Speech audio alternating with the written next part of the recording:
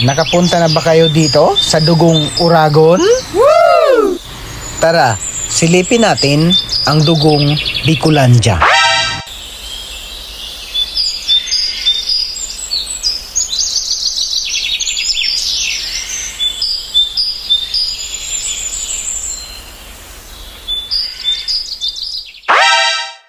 Yo, what's up mga lodi? Isa ka ba sa nakapunta na dito? Woo! Ano ang hindi mo malilimutang kwento? Woo! Dito sa Cagsawa Ruins. Abay, syempre, hindi magiging kompleto ang travel mo dito sa Albay kung hindi ka mapapadaan dito sa tinatawag na iconic Cagsawa Ruins with the majestic Mayon Volcano. Tara, silipin natin mga lodi. Siyempre, kalamitan sa inyo magtatanong kung saan ito makikita. Matatagpuan natin ang Cagsawa Ruins. Dito lamang yan sa munisipalidad ng Daraga, province yan ng Albay. Kalamitan mga lodi, isa sa dinarayong istruktura dito ay ang winasak na simbahan ng panahon ng pagsabog na pinakamalakas na pinakita ni Mount Mayon, na tanging bell tower na lang at pader ang natira. Natayang mahigit 2,000 katao ang nasawi sa nasabing pagsabog.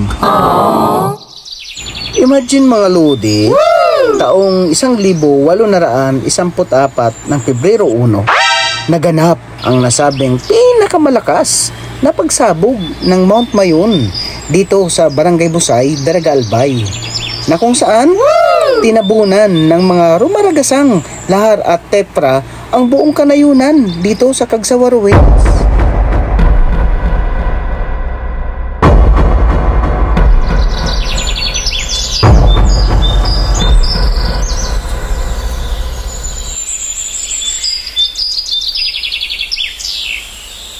Isa pa sa nakakahanga dito mga lodi, ang lugar na ito ay isang simbolo ng mamamayan sa pagiging resilience to survive the calamities and climate change.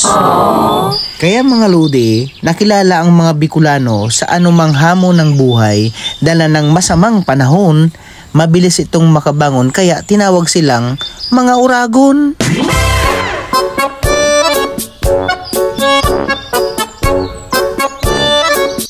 Sa ngalan ng uragon mga lodi, alam mo ba dito sa Kabikulan, hindi ka matatawag na uragon kung hindi ka kumakain ng isang balding sili kung tawagin lada or labuyo.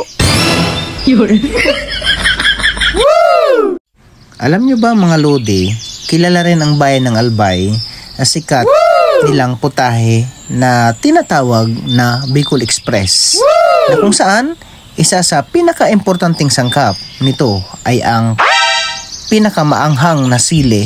Kaya tuwing bagyo, di bali magiba ang bahay, wag lang ang puno ng sili.